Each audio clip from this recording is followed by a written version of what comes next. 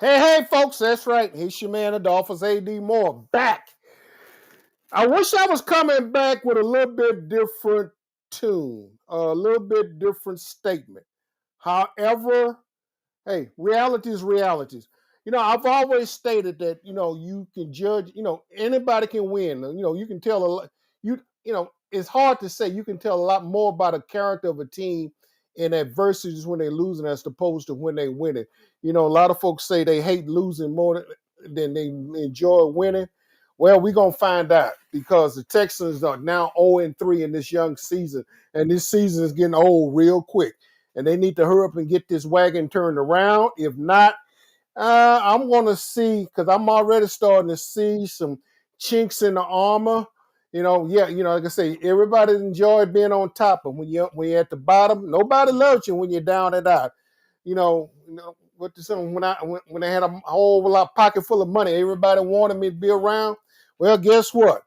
I ain't got a whole lot of money now, and nobody likes me. But before we get started, let me bring a familiar face in. Been a while because he's been. Let me see. Yeah, did that. Yeah, there it is. I don't know why he's on the other side and I'm on this side.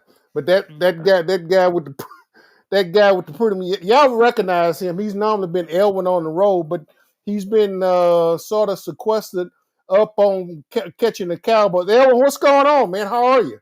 I'm doing good. How about you, AD? I'm not complaining, man. I mean, sun shining. Hadn't had and not gone to anybody's funeral, so I'm good with everything, man. I mean, yeah, Amen. I mean, you know what? No, I mean, admittedly, Texas dropped the game today, and let's face it. What I initially thought, and this was sort of thinking out loud, I thought that Nick Caley would be a first-time offensive play caller. I had given him till the end of September before I thought all the defensive coordinators would catch up to him. Little did I was just thinking, okay, first time, give him a little time, first time around the block. By the time the end of September, everybody would have 3 games to catch up on him. What I'm starting to see now that those scripted plays and the adjustments there afterwards, it's not happening. No. And no, there's a lot of things wrong. Everybody keeps saying, "Well, we close." Yeah, you can be close for the next 14 ball games and wind up 0-17. It's time to get this thing turned around. I mean, your initial thoughts, man. I mean, what's your you done sat back and had to watch. I know you've been catching the Cowboys full time, Yep. but your initial, both of the teams been on the road. Cowboys up on the road, and then Texas is down there in Florida. And I didn't think I need to spend any money in Jackson in the state of Florida. I didn't want to have to take I wasn't forced to take a inoculation or anything. Anyway, There you go. that was my political statement. But go ahead. Well, my first initial thoughts, of course, obviously, I did watch the whole Texans game today. Uh, my initial thoughts, we thought with a change in offensive coordinators, we were going to see something different, and I think we have. And I'm not going to make a final judgment this early, but I don't know but what we were better off with Bobby Slowick than what I've seen so far in 3 games. Uh, it really makes me wonder. And obviously, I know we've had injuries. We've had a lot of situations with the offensive line. Uh, but when you're professional players, you and I have heard it ever since we were little kids, next man up. The problem is the next man up ain't getting it done. There's no polite way to put it. This offensive line is atrocious. That's my first thought. And along with the fact you're 3 games in and you're 3 games out of first place. It can't get much worse than that. No, no. It's. Let me put it like this. I'm searching through my lexicon of words and trying to keep it PC because I don't want to go cancel culture. Oh yeah. I don't need a certain attorney general want to come knocking on my door. But the Texas offense is putrid to say the Yes. least. And I'm trying. I mean, there are a lot of things going on. Yes, you got to start up front. And you got to start up front Mhm. on both sides, but particularly on the O line. Yeah, we looked and we knew there was going to be some growing pain. They're still adjusting and putting pieces around, and but I think we need some decisions need to hurry up and get made. Yep. Hey, this is the. I mean, unless injuries and like you said, next man up. Well, at this point, we you know we got a few next men up. Some things are happening, and hopefully we can see some things maybe starting to turn around. Because what next week they got another divisional opponent coming in, Tennessee Titans. Hmm. Now, my understanding they lost today. And Yep. in fact, they lost bad. And so, we probably, we could probably be sitting up there salivating at the lips. All good. We got the old Houston, all the Titans coming in. Look, I wouldn't give a darn if you had a JV team coming to him right now. At the rate that we've been playing, at the rate that the Houston Texans have been playing, it's no guarantee that you're going to win Absolutely. because because the NFL is from week to week, and so and from week to week, we keep hearing, okay, it's coming. Well, guess what? It looks it the things okay. There was some hopeful signs coming out of Los Angeles from Hmm. SoFi Stadium. I was out there. There was some hopeful signs. Say at looking at Tampa Bay, they had it, and all of a sudden, and I realized, they say, well, they allowed Baker Mayfield to escape. To me, I stated as I stated last week, that game wasn't lost with the last 6 seconds on the clock. That game was lost when you had a chance to convert first down inside the 1 yard line, and you Yep. didn't convert. That's to me is when the game lost. I know from back. Well, you played the whole 60 minutes. Yeah, but you seize momentum. When you seize momentum with the chance to turn the flow of a game around, that's what you do, and that's what they have not done. At least they didn't do it last week. This week, um, you kept, I'm looked at the first quarter. I mean, it was like the Texans had three and outs, Yeah. and for the most part, that was the first quarter. And I'm going like, okay, y'all not, and one of those was a -4 yards. I think the second possession was a -4 yards for total offense, and I'm going like, this thing's not looking good. No. And then the second quarter, came out and got him a field goal. Bop, he booted him a field goal. Right now, Kaimi Fairbairn, if you had to select the most valuable player on the Texans, from an offensive perspective, I mean, Kaimi Fairbairn would be the runaway MVP of this team right now because Yeah. without him, you'd be seeing some goose eggs sitting up on the scoreboard right now. The Texans, and I think defensively, I think the defense have played well enough Oh yeah. to be 3-0. Yeah, I mean, Absolutely. let's face it, Elwin. You and I have seen enough football. You're not going to shut an NFL team out continuously. No. It's just not happening. It's not going to go like that. And so, in that standpoint, oh wow, that's a good. I'm gonna show this one. Ken, Kenny say, well, what the hell is it? What the hell is to it? I don't, Kenny, if we knew all of that, you and Elvin and I'll be collecting checks right about now. Yeah, buddy. We know we will be collecting checks right about now. But the bottom line, I'm starting this. I'm seeing some. I'm CJ Stroud is not comfortable in the pocket. No. CJ Stroud is not comfortable with the route trees right now. No. And I'm not comfortable with some of the route trees that are being displayed because everything is vertical. Yeah. Now, that interception he threw in the third or that what was I think it was 5 yards of separation between Schultz and I think it was Nico on that. Yep. Dude, you didn't there was really no when we talk about spacing, we talk about what's going on. I mean it's literally, you know, it, you know, Aaron, that's cold, man. Start watching the Cougars.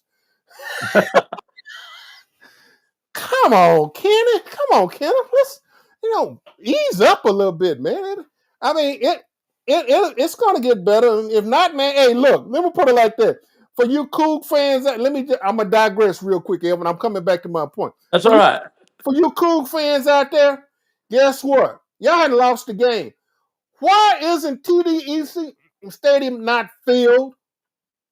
Explain that to me. Why aren't y'all packing that stadium out? Y'all have not lost the game, but you're not packing the stadium out. Go pack the stadium out. Don't come back and tell me nothing about the Cougs, right? I'm happy for what's going on with the Cougs. Go pack the stadium out. Come back and talk to me later. Anyway, back to my point. The Texans, Ariante Hersey, I think on that last play, the one that interception that CJ Mhm. Arm got hit. I think we got to be a little bit smarter. Yeah. I think the kid at left tackle, I think he can play left tackle. If he's gonna make him be him a left tackle, leave him at left tackle. It's time to put pieces in places and just roll the dice with what you got. Hmm. Leave these damn tackles alone. If just leave them where they are and just let them go. Because as it stands right now, we bouncing folks here and there and everywhere. If he's gonna answer the left tackle since you traded Larry Thompson, then let it stay. Let 79 stay there, and then let 79 because last week I thought he made some progress on that last play. I think he got a little bit overextended. He Hmm. rolled the guy around, but the guy had long arms. He reached out there and hit CJ's arm. Maybe Yep. CJ should have stepped up in the pocket. Okay, and I'm pretty sure that's what they're going to see when they go back and look at the film. That maybe CJ should have eased up into the pocket a little bit. It's enough to go around. It's enough blame to go around. And so, from a defensive standpoint, that heck, I mean, you gave up what 17 points, Yep. but you playing your butt off. And I mean, Elwin, I mean, you sort of. I'm not at a loss for words. I'm just sort of frustrated about. I'm hearing this word about. Well, we've been close. You've been close for 3 weeks now, and guess what? I don't see that divide getting any closer. I'm No. seeing the same mistakes. I'm seeing a series of penalties. That y'all committing some penalties. Now there's effort penalties. I mean, D'Amico mentioned the fact about position and techniques and everything.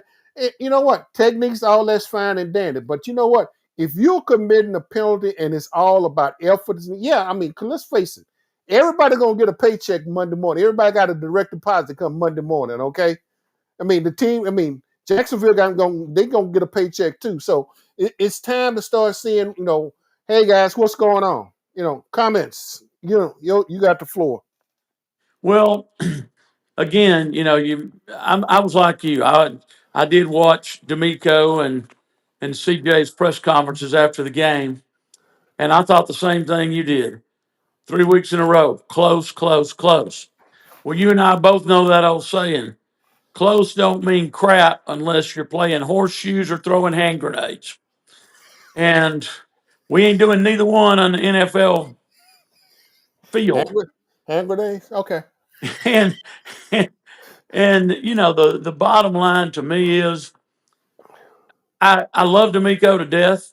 I think he's a great head coach, but I think it's time he screams and yells and hollers and quits saying close and say, you're paid high bucks, you're NFL players, get off your rear, find a way to do this job. Or as our Gilmer Buckeye coach Alan Metzel told our players Saturday morning a week ago after they looked at the film of their 66-6 loss to the Kilgore Bulldogs. If you're not willing to pay the price to be a Gilmer Buckeye, turn your equipment in right now. I think we're at that point that D'Amico has got to get mean. I think we are at the point that D'Amico's got to say, did we accomplish anything getting rid of Bobby Slowak? Because in my mind, after 3 games last year, we know the offensive line wasn't really any better last year after the first 3 games, but the offense was getting it done. I honestly feel like this offense that I've seen, like you said, receivers too close together, not enough separation. I think that has affected CJ Stroud's confidence. And you and I both know CJ will take the high road every time. He is not going to diss anybody. But deep down inside, he's got to be going, what in the hell is going on here? Why are we doing what we're doing? But you'll never hear him say that.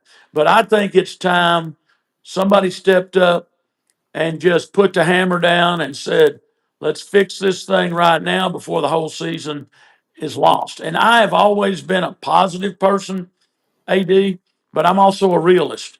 And realistically, a lot of the garbage I've seen on offense from the Texans so far is just, there's no other way to put it. It's inexcusable. Yeah, I mean, yeah, they got Christian Kirk back today. Yep. They got Kirk, and you know what? They missed Kirk on a fly route today. I mean, he was wide. I Mhm. mean, it was at Yeah. least 5 yards between him and the DB. But like everything else, it's like darn, and it's what CJ overthrew him. I mean, but Yep. and I mean, and I know they're gonna go back and look at the film, a little bit more air under that ball, and you know what, momentum switch and momentum change. But old Mo is not sitting there looking at the Texans with a favorable look on him right now. He could give a darn less by the way the Texans are playing right now. So, I have to. It's perplexing. Uh, Defense is just, I don't know how much more. What else can you ask the defense to do? Oh, I, I'm, you I, can't I, ask anymore. They I, are playing their hearts out, lights out defense. So Stingley, I don't know. And now here's coming in the next week against the Tennessee Titans.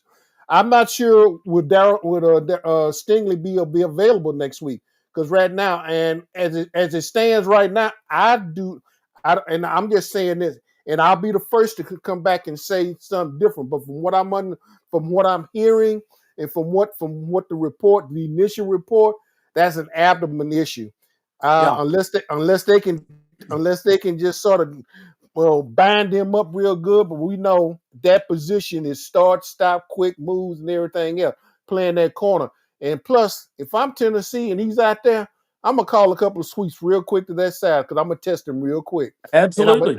I'm gonna turn around and test him on a couple of sweeps. Then I'm gonna turn around and test him on some go routes. I'm gonna find out real quick, can he go man? And you know what? This is and all is fair in love and war. I mean, and we know this is not war, folks. This is just, I mean, just don't no, we're not getting ready to start a war in a sense. But when you got a player out there that's not up to par, and this is the third, and you going into your fourth game now. You'll be Yep. going into your fourth game, and we knowing that particular injury, as they say, is that he's got whether it's a pull muscle or whatever. I'll be quite candid with you. I don't expect to see him next week. I I could don't be either. wrong, and if I'm wrong, you know what? I'm the first to step up to the plate and said I made a mistake, and move on. But having watched this team long enough, having watched this game, and you and I got enough between us that we could give Methuselah a run for his money when we Yeah. when we put our heads together in our years of watching this particular team. But let's face it. I think they're not out of it, but no. No. Now they 0-3 in the AFC South. Now, but here's the deal. Here's the kicker. They really, yes, 0-3 against them, but it's really 0-1. I mean, within the division, within the AFC South, but then Right. 0-3. I mean, next week, if they don't dig themselves out of this hole next week against the Tennessee Titans, with that rookie quarterback coming in here, it could be a long season. Yeah. And it could be the point that they go like, and it could be sort of like the Cincinnati Bengals this past year. They started off slow, and all of a sudden they got hot there. But then, you got down to too many games in the loss column, and it's hard as heck to try to make up those losses especially when you're not scoring any points. And, Yeah. and right now they are struggling to score points. I mean, you're not talking about the Philadelphia Eagles defense out there that you were No. facing today. This was not the Eagles defense. No. Jacksonville is a comparable defense, yeah. And in fact, this is the first time that Jacksonville has beaten the Texans. What first game? 2017 was the Yeah, last time in Jacksonville. yeah, 2017. So I mean, the Texans have had they have had the Jags whole card for since 2017, and that's through lean years and good years. Hopefully, this is not a lean year. Hopefully, this get this thing turned around. But until excuse me, until they get this thing turned around, man, I'm seeing some sign and watching the chat, watching the Texans chat room. It's some folks about having some apoplectic fits on that chat room, and they're about ready to not. I'm not saying not ready to start burning jerseys yet, but I think some people are starting to dig some holes and ready to start throwing some wood out there because they're about ready to start burning something. But no, we'll see. Uh, I know you watching. I know your team up there, the Cowboys, and got off the schneid a little bit. Not giving Yeah. play by play, but what are they? I'm not looking at it. Yeah. Well, believe it or not, the Bears got a flea flicker for a touchdown. They pulled an old high school play out and got a touchdown on the Cowboys defense. Dallas came back, tied it up 14 all, and the Bears are ahead 24-14 at the half. And Dallas had to kick off to start the third quarter. So, Dallas, yeah, their offense is great. It's kind of the flip of Houston. The Dallas offense is doing wonders. But the Dallas defense is struggling. Of course, we've talked about it over and over up here in the northern part of the state, trading off Micah Parsons. It's cost them on defense. They hadn't been able to replace him. And to make it even worse, CD Lamb got an ankle injury early in the first quarter, and he's out for the game. And they're gonna have some troubles. And of course, if they lose today, they go to 1-2, and I'll be at Jerry World next Sunday night. They got a Sunday night game against Jordan Love and the Packers. So it just gets worse for them. Kind of similar to what the Texans are facing. As you know, the Texans have a rough stretch of games coming up here in the near future. And the Cowboys, on over a 4-day period, they have got the Philadelphia Eagles and the Kansas City Chiefs in 4 days. Kansas City ain't gonna keep losing. They're gonna turn it around. And I think they start tonight against the New York Giants. But the Texans and Cowboys, I think, aren't that dissimilar. But the bigger thing to me with the Texans is I think if they could get a win next Sunday and move to 1-3, I think Stroud gets confidence back. The players get a little bit of confidence back in the offense, and maybe they can turn the corner. I do think, and I know a lot of people say, oh, well, even if they lose next week, there's 13 more games. If they go 0-4 with 2 division losses, I'm sorry, folks, being a realist, you can write the season off. If they win next week, get to 1-3, get a little confidence back, they could get on a roll and they could be just fine. But they are right there on the brink, walking the plank, in my opinion, right now. Oh no, no, no, no, no, no. I concur with you wholeheartedly. And of all the teams for you to be coming in here and for you to have a must win that you need to turn it around, why not the old Houston Oilers, the current Tennessee Titans? I mean, you're coming in with a rookie starting quarterback, and you know what? It's time to open up. It's time to open up a can of whoop if you can, Yep. if you can. I mean, because I think, like I said, the defense today, thanks to Jalen Petrie and his interception, and then that one play and CJ found Nico Collins, for that 50-yard Mhm. bomb.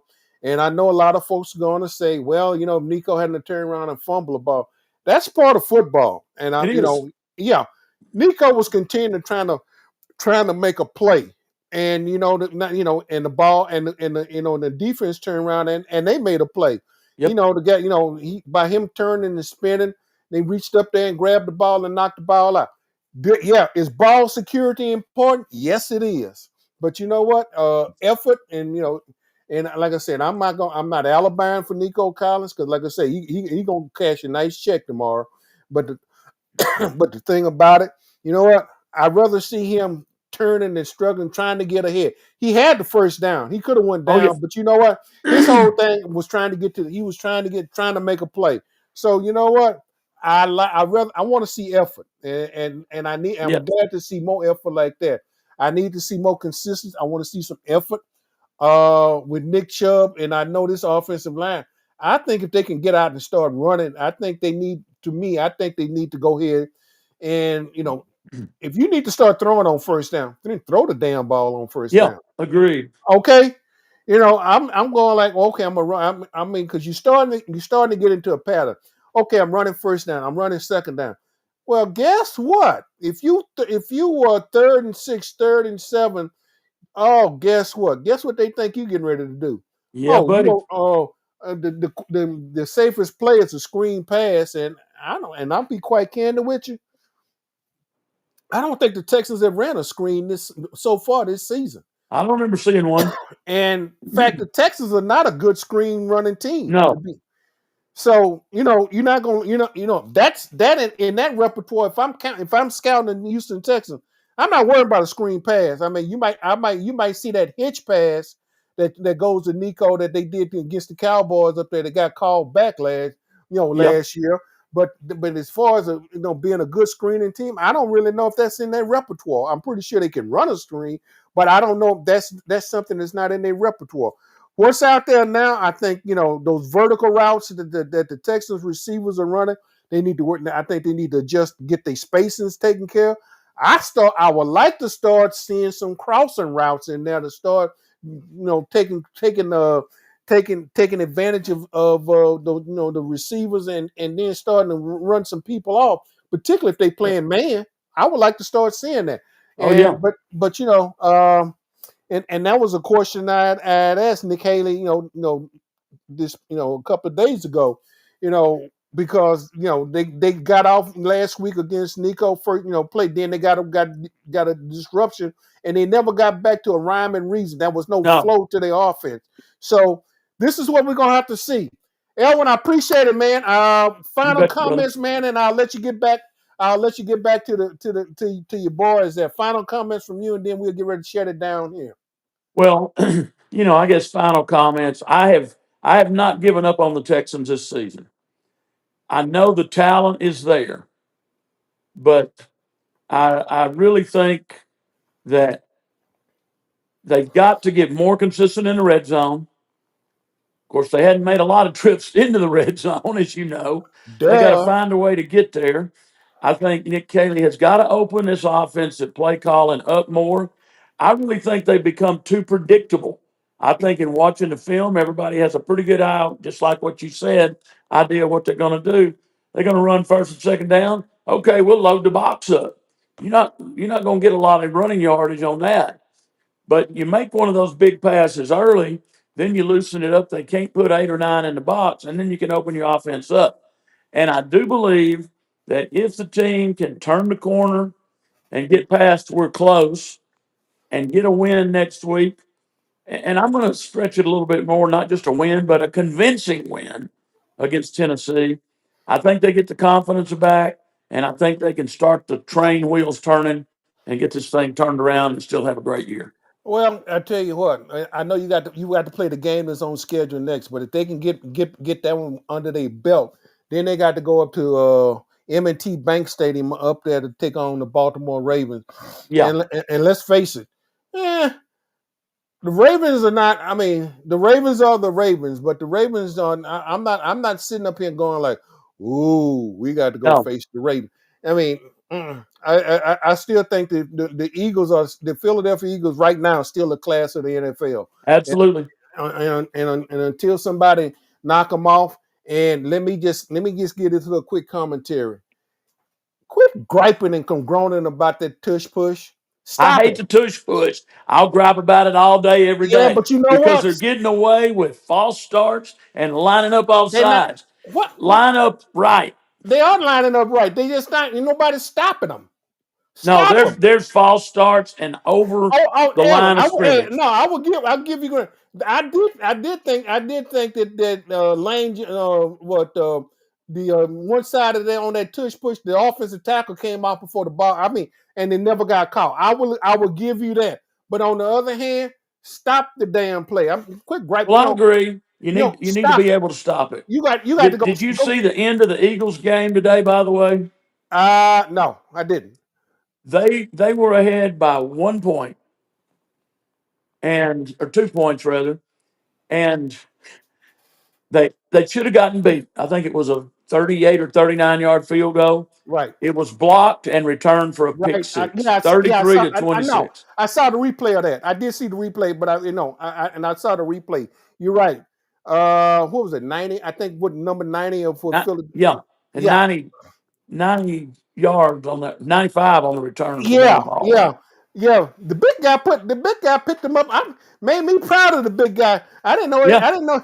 Hey, he was winded when he got to the end zone, but that's okay. yeah. I'm glad for the big guy. Hey, man, I appreciate it. Go ahead and finish catching up the rest of the Cowboys, man, and we'll catch up with you later on, man. All right, AD. Appreciate it. Hope you have a great week, brother. You too. Now we'll be talking. All right. Bye bye. Bye bye.